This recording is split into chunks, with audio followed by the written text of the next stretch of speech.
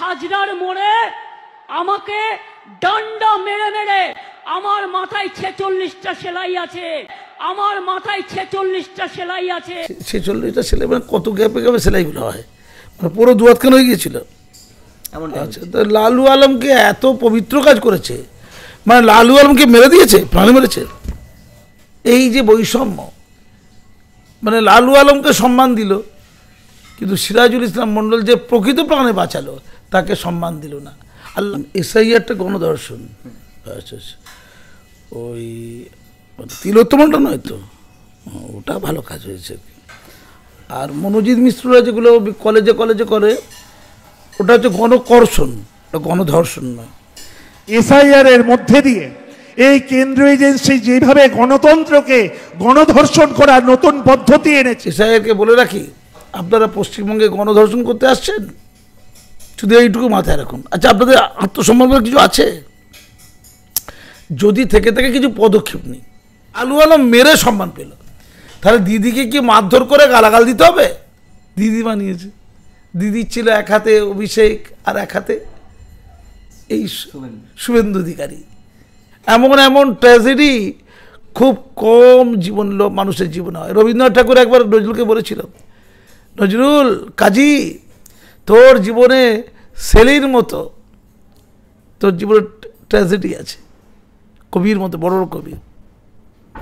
দিদির জীবনে ট্র্যাজেডি আছে। বাংলা ভাষায় রবীন্দ্রনাথ কটা শব্দ দিয়েছে আগে বলো? দিদি শব্দ দিয়েছে। অভিনন্দন নিয়ে তো এতদিন চললে, দিদি কি অভিনন্দন আছে? শুভনন্দন। দিদির দুবেলা খায়, একবেলা খায়, বাকিটা তো ওই ক্যালোরিগুলো সব ঝরিয়ে দেয় চলাফেরা করে করে। আর না চললে তো দিদির হবে না। আচ্ছা, দিদি কোনো স্টেজে দাঁড়িয়ে থাকে দেখেছো? এদিক ওদিক এদিক ওদিক এদিক ওদিক করে। এটা কেন? ক্যালোরিকে লস করে। ক্যালোরি লস করে কেন? অসুখ থেকে এসছে এটা। সেই যে হাড় বেড়ে গিয়েছিল, তখন থেকে বেচারিয়া স্থির হয়ে দাঁড়াতে পারে না।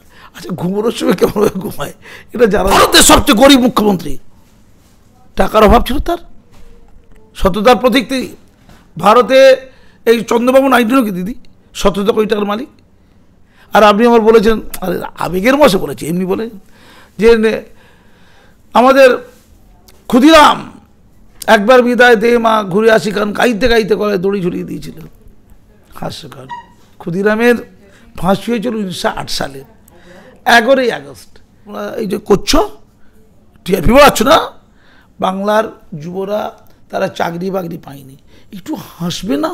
এই বাংলাটাকে শ্মশান। তাই দিদি তাদেরকে টোপ দিয়ে দেয়। তৃণমূল কংগ্রেস, তৃণমূলটা বাদ দাও, কংগ্রেসটা আছে, কংগ্রেস তো ছিল তাই না? 1885 থেকে কংগ্রেস ছিল। দিদি আপনি কোথায় ছিলেন? অটল বিহারী বাজপেয়ী কি সুন্দর দেখতে না? আপনি কোত্থেকে এলেন? কার সাথে ঘর করলেন? কে আপনাকে রেলমন্ত্রী করলো? কে কি বললো? দিদি যেখান থেকে আপনি জন্মেছিলেন সেখানেই চলে যান না, এইটাকে আপনি মেনে নিন। মুকুলকে জিজ্ঞেস করে দেখুন, আপনার প্রিয় বন্ধু হেসে সে কথা বলতো, তার কি বিচ্ছিরি হাল, তাকে জিজ্ঞেস করে দেখুন না।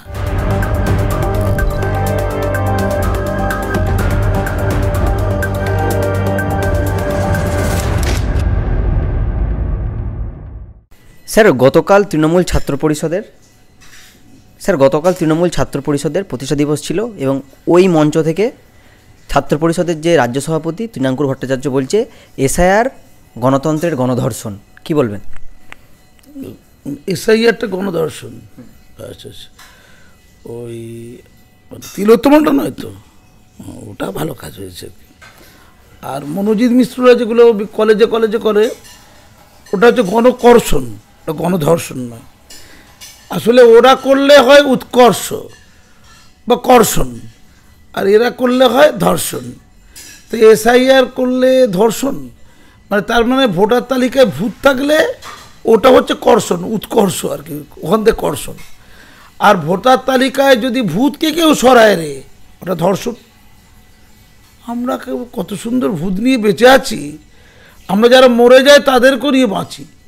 সে মরে গেছে কিন্তু তার আত্মা ঘুরে বেড়াচ্ছে, সে ভোট দেবে না, শুধু দেহ ভোট দেবে।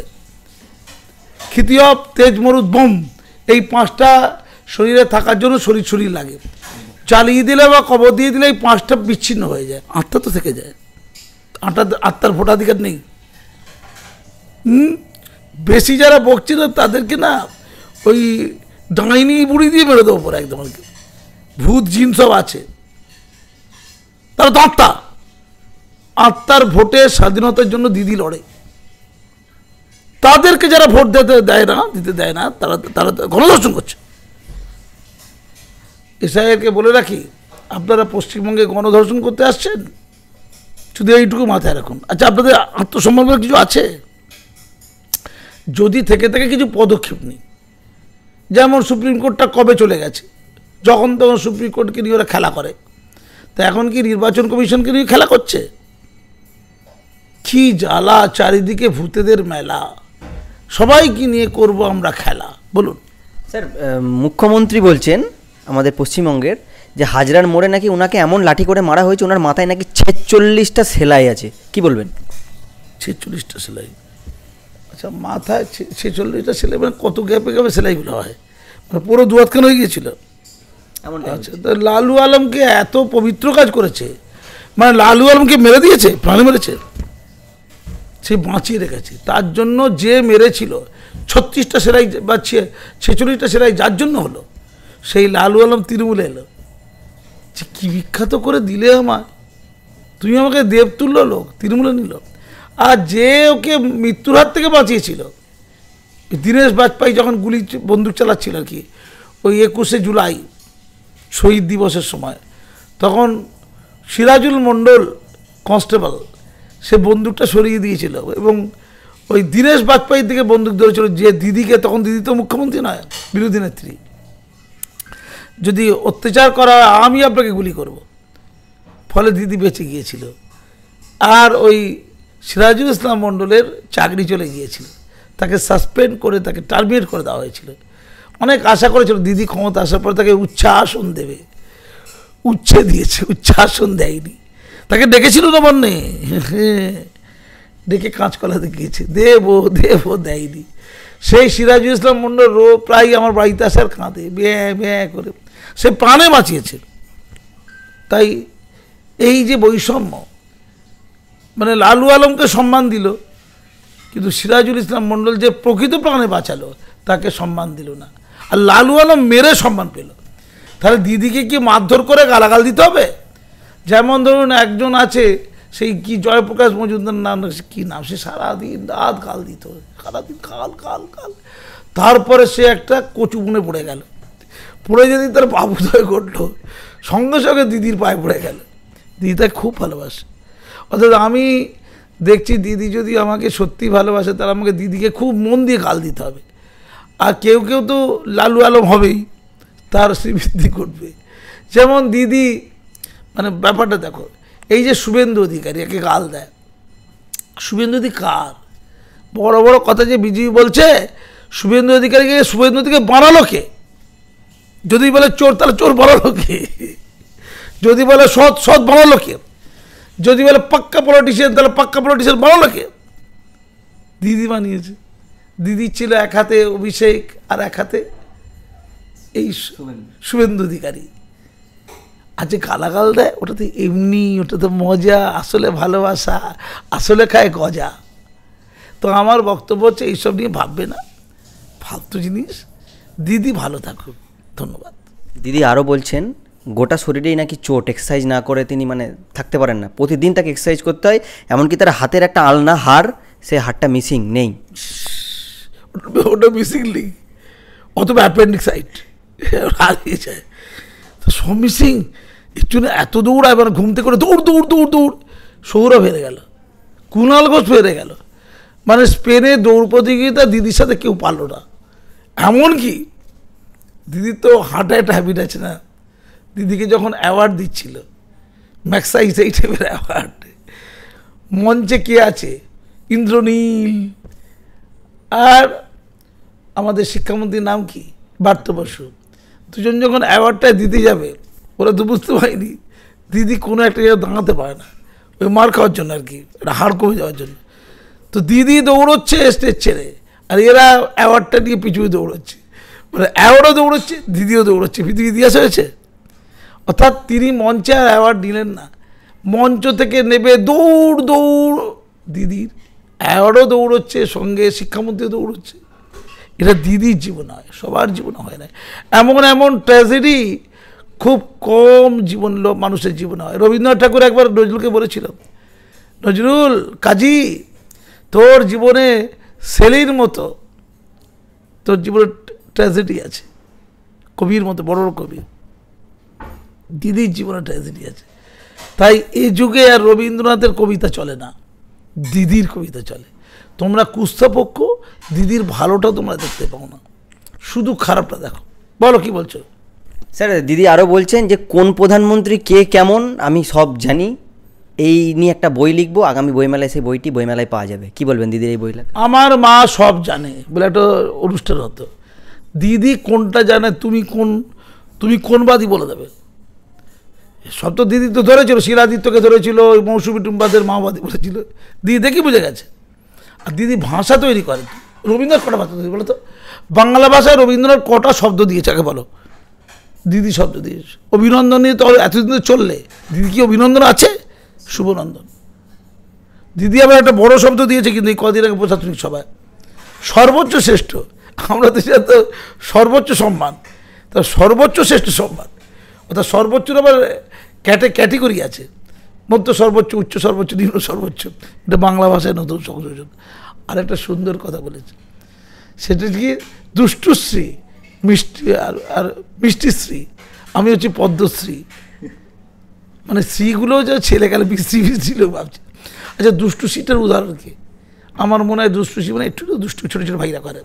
এই মনোজিৎ মিশ্ররা কলেজে গেলে ছাত্রীদের পেলে একটু দুষ্টুশ্রী যায় হেলে। আবার আছে মিষ্টিশ্রী, সে আবার এত বিশ্রী না কিন্তু দেখতে ভালো। যেমন সুরেন্দ্রনাথ কলেজের অধ্যক্ষ, সে কলেজে যাচ্ছে, তার পকেটে আছে অভিষেকা দিদির ছবি আর ঘাসফুলের ছবি, বুকে করে নিয়ে পকেটে করে নিয়ে ঘুরে বেড়াচ্ছে। এরাও শ্রী, এরা হচ্ছে মিষ্টিশ্রী। কি মিষ্টি না? মানে দুটোই একই, ধর্ষণ করলেও যা আর বুকে ওটা নিল তা। ধর্ষণ করলে যেটা হয় ওটা যে দুষ্টুশ্রী, আর ধর্ষণ না করে অন্য মানে পদলেহন টদলেহন অনুপ্রাণিত হয়ে যাওয়া, এই চটি না কি আছে ওটাকে চাঁটা নয়, ওটাকে খাটা করে দেওয়া আর কি, এই কাজটা করলে ওটা তো শ্রীর কাজ। এটা হচ্ছে মিষ্টিশ্রী। পশ্চিমবঙ্গে আমি তো কতবার বলেছি, কখনো কোনো ডিগ্রি লাগবে না, একটাই ডিগ্রি। অনুপ্রেরণা পেয়েছো কি, তাহলে তোমার সব হয়ে যাবে। তুমি যে বোমটা নিয়ে এসছো, রোগা ছেলে, দুবেলা ভাত জোটে কিনা সন্দেহ আছে, এর মূল কারণটা কি বলো তো? এই বিবিধ নিউজ নিয়ে আছো, অনুপ্রেরণা নেই। তুমি জানো যে সকল সাংবাদিকরা দিদি অনুপ্রেরণা পেয়েছে, তারা কোট ছাড়া অন্য কিছু পড়ে না। তুমি তো গেঞ্জি পরে আছো, কোট টাই প্যান্ট কোত্থেকে আসে? অনুপ্রেরণা থেকে আসে, শিক্ষা থেকে আসে না। সে তোমার চেয়ে যতই অশিক্ষিত হোক, তার উচ্চারণ ঠিক নেই, তারপরেও তার বিশাল স্বীকৃতি হবেই, কারণ সঙ্গে আছে অনুপ্রেরণা। এই যেমন চাল আর কাঁকর, যোগ্য অযোগ্য, এই 26,000 গেল, এর মধ্যে দিদির প্রিয় কারা? প্রশ্ন উঠতে পারে, 1 নম্বরের কোশ্চেন। কাঁকররা কেন যোগ্য না? কেন তোকে যোগ্যতা কে বলেছে রে? টাকা দেবে না, যোগ্য টাকা তুলে রাখ, অন্য রাজ্যে এখানে আসছে যোগ্য নিয়ে। দিদি একমাত্র যোগ্য। পশ্চিমবঙ্গে একটা লোকের যোগ্যতা থাকবে, শুধু দিদি থাকবে, অন্য কারো যোগ্যতা কী দরকার আছে?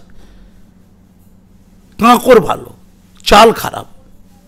দিদি চাল একটু কাঁকর থাকে, গরিব মানুষ তো, কাঁকরের সাথে দিদি অনেক পরিচয়, অনেক দিনের পরিচয়, আজকের নয়। সে গরিব, কবে থেকে গরিব আছে, বিশাল গরিব লোক দিদি। তো এই কাঁকররা ভালো কেন? কাঁকররা অনুপ্রাণিত, যোগ্যরা অনুপ্রাণিত নয়। পরীক্ষা দিয়ে খেটেছে, খাটবি কেন তুই? যা অন্য রাজ্যে যা, পশ্চিমবঙ্গ যাচ্ছে কেন? খেটে যায় অন্য রাজ্যে, খেটে খা, অন্য রাজ্যে খেটে খা, পরিযায়ী ছবি কর, পরিযায়ী ছাত্র। পশ্চিমবঙ্গে থাকতে হলে অনুপ্রেরণা রয়েছে, খাটতে হবে না কিছু, বোমা হয়ে যাবে। এই বাকিবুল কী পেয়েছে? বাকিবুল বা ওই আমাদের অনুব্রত যে গাড়ি ড্রাইভার, সাইকেল 150 কোটি টাকার মালিক শুনছি আর কি। আর বাকিবুল তো সিনেমা ফিল্ম ইন্ডাস্ট্রি জানিয়ে দিয়েছে বাকিবুল, সে রেশনে জিনিসটি বেছে দেয় আর কি। এই জ্যোতিপ্রিয়র সাথে ভাবটা আছে। তো পড়াশোনা আছে বলো, শওকত মোল্লার কি পড়াশোনা আছে বলো? পড়াশোনায় দেখে শেখে না সব। তো এই কাঁকররা হচ্ছে আসল, কারণ কাঁকররা টাকাও দিয়েছে, আবার অনুপ্রেরণা পেয়েছে। তাই সুপার ইমারি পোস্ট করে কাঁকরদের নেওয়ার চেষ্টা। আর কাঁকরদের জন্য সবাইকে বাদ দিয়ে দিয়েছে দিদি, সুপ্রিম কোর্টের কবি শিবরকে লাগিয়ে দিয়েছে। খদ্দের নেবে না, সব বাদ যা। একটা দিদি, তোমার দিদি নাম আছে? হর্ষবর্ধনকে মনে পড়ে? পঞ্চবার্ষিকী মেলা হতো, সেই মেলাতে নিজে শুধু একটা পাতলা কাপড় বোনের কাছ থেকে চেয়ে পুরো ল্যাংটো হয়ে যেত, রাজ পোশাক ছেড়ে দিত, সমস্ত সম্পত্তি দান করে দিত পঞ্চবার্ষিকী মেলায়। ছোট্ট একটা কৌপুনি টাইপের কাপড় পরে সব দিয়ে দিত, কাপড়টাও পরতো না। কি ত্যাগ, কি মাহাত্ম্য দিদি তাই করে। দিদি প্রতি বছর করে, ও তো 5 বছর ছাড়া করতো। দিদি বাজেট করলেই ওটা করে দেয়। যেমন 14 বছর ধরে দিদি নিজে বলেছিল, কিন্তু আমি বলিনি ভাই, তিনি সাংসদ, তার কত পেনশন হওয়ার কথা জানো? তোমরা তো খালি উল্টো পাল্টা বকো। 2 থেকে 2.5 লাখ টাকা তার পেনশন হওয়ার কথা। কিছু পেনশন নিয়েছে? কোনো পেনশন নেয়নি। এই যে সার্কিট হাউসে সে যায়, সে নিজেই বলেছে, আমি বলিনি। তোমরা তো কোনো সুযোগ পেলে তা পাগলা হয়ে সরকারি অর্থ ব্যয় করতে না। সার্কিট হাউসে নিজের পয়সা যায়। এবার কোথায় পয়সা পায়? মুখ্যমন্ত্রী পয়সা নেয় না, কিচ্ছু নেয় না। লিখে, গান লিখে, কবিতা লিখে পয়সা পায়। তোমার মতো নাকি ঘুম নিয়ে উল্টোবেলা বকাচ্ছে এটা? সেই পয়সায় 2 বেলা ভাত জোটে না, 1 বেলা খায়। 2 বেলা ভাত খায় তোমার মতো? ওই জন্য ভাত খেতে রোগ হয়ে গেছে। দিদি 2 বেলা খায়, 1 বেলা খায়, বাকিটা তো ওই ক্যালোরিগুলো সব ঝরিয়ে দেয় চলাফেরা করে করে। আর না চললে তো দিদির হবে না। আচ্ছা, দিদি কোনো স্টেজে দাঁড়িয়ে থাকে দেখেছো? এদিক ওদিক এদিক ওদিক এদিক ওদিক করে। এটা কেন? ক্যালোরিকে লস করে। ক্যালোরি লস করে কেন? অসুখ থেকে এসছে এটা। সেই যে হাড় বেড়ে গিয়েছিল, তখন থেকে বেচারিয়া স্থির হয়ে দাঁড়াতে পারে না। আচ্ছা, ঘুমানোর সময় কেমনভাবে ঘুমায় এটা জানার একটু আগ্রহ রইল। ওটা কুণাল ঘোষদা ভালো জানবে, এটা আমি জানবো কোথেকে ভালো। কিন্তু আমার প্রশ্ন হচ্ছে, দিদি ভারতের সবচেয়ে গরিব মুখ্যমন্ত্রী, টাকার অভাব ছিল তার, সততার প্রতীক তিনি। ভারতে এই চন্দ্রবাবু নাইডু কি দিদি 17 কোটি টাকার মালিক? একেবারে গরিব মুখ্যমন্ত্রী, 1 বেলা খায়, তবু তোমার নির্লজ্জ, তাকে চোর বলো তুমি? একে একজন এসেছিল মোদি, এই ভারতের প্রধানমন্ত্রী না কি হয়, সে বলছে চোর। বলতে পারে? এরকম একটা সৎ ব্যক্তিকে কেউ চোর বলতে পারে? বহুত না ইনসাফি। দিদিও ছাড়েনি। কিন্তু দিদি বলেছে যত ওই বিজেপি রাজ্যগুলো সব আছে, ডবল ইঞ্জিন রাজ্য, বড় বড় কথা সব, বিহার সব দেখাচ্ছে ডবল ইঞ্জিন চলছে, বিহার মহারাষ্ট্র সব ডবল ইঞ্জিন, উত্তরপ্রদেশ আছে, গুজরাট আছে, চুরি করে শেষ করে দিল। এত চুরি করেছে, মাথা খারাপ। তাহলে মোদি বলছে বাংলা চোর, আর দিদি বলছে ভারতে সবাই চোর। ডোনাল্ডটা মুচকি মুচকি আসছে, বলছে এই পুরো দেশটাই চোরের শ্মশান। শুল্ক বাড়িয়ে 50% ট্যাক্স বাড়িয়ে দিচ্ছে ঠেলে। চোরদেরকে দেবে কেন? তো চারিদিকে চোর চোর চোর চোর, কি চলছে। আর দিদি কিন্তু না, একটু দিদিকে বলে, দিদি আপনার প্রচুর জ্ঞান আছে, আপনি 2-1টা জায়গায় একটু টেকনিক্যাল মিস্টেক করে ফেলেন। আপনি আবার সে প্রশাসনিক সভায় বলে ফেললেন জয় হিন্দ নাকি নেতাই সুভাষচন্দ্র বসু তৈরি করেছে। দিদি এইসব কথাগুলো কি না বললে চলতো না দিদি? আপনি ভুল করে বলেন না, কিন্তু জয় হিন্দ তৈরি করেছিল নেতাজি সুভাষচন্দ্র বসু নয়, সেটাকে জনপ্রিয় করেছিল। ওই জনপ্রিয় আবিদ হাসান নেতাজিকে বলেছিল এটা আমাদের জাতীয় যে সেনাবাহিনী তৈরি করেছিল আজাদিন ফৌজে, তার স্লোগান করা হোক জয় হিন্দকে। তৈরি করিনি, এটা তৈরি হয়েছিল 1907 সালে। দিদি একটু মুখস্থ করেনি না, এটা কুণাল ঘোষকে ডেকে নিয়ে মুখস্থ করেনি। কবে তৈরি হয়েছিল? 1907 সালে। মাসু বাক্তারের মতো 2-1টা লোককে রাখতে পারেন তো আশেপাশে, খামোকা সব কাকে রাখেন, সব পরিযায়ী শ্রমিক মার্কা লোকজনকে রাখেন সব। 1907 সালে এইটা তৈরি করেছিল, তার নাম হচ্ছে চেম্পা কারমান পিল্লাই। দিদি কেমন লাগছে না? গোল্লাই লাগছে না? গোল্লাই পিল্লাই, হ্যাঁ। আর আপনি আমার বলেছেন, আরে আবেগের বসে বলেছি, এমনি বলে যে আমাদের ক্ষুদিরাম একবার বিদায় দে মা ঘুরে আসি খান গাইতে গাইতে গলায় দড়ি ঝুলিয়ে দিয়েছিল। হাস্যকর। ক্ষুদিরামের ফাঁসি হয়েছিল 1908 সালে 11ই আগস্ট ভোরবেলা। সেদিনে হাসি মুখেই সেই ফাঁসিটা পড়েছিল, কিন্তু কোনো গান গায়নি। ওই গানটা অনেক পরে একজন লোককবি করে লিখেছিল গানটা। সেই লোককবি যে গানটা লিখেছে তার নাম পীতাম্বর দাস, তার বাড়িটা হচ্ছে বাঁকুড়ায়। সে একবার বিদায় দে মা লিখেছিল। হঠাৎ করে আপনি জানলেন করতে? ওটা তো সিনেমাতে এমনি দেখায় ব্যাকগ্রাউন্ড দিয়ে গানটা হচ্ছে। আপনি জানলেন যে ওই ক্ষুদিরাম গান গাইতে গাইতে গলা দইটা পরে ফেলেছিল, এইগুলো না বললে আচ্ছা টোল মিম তো ভালো হবে।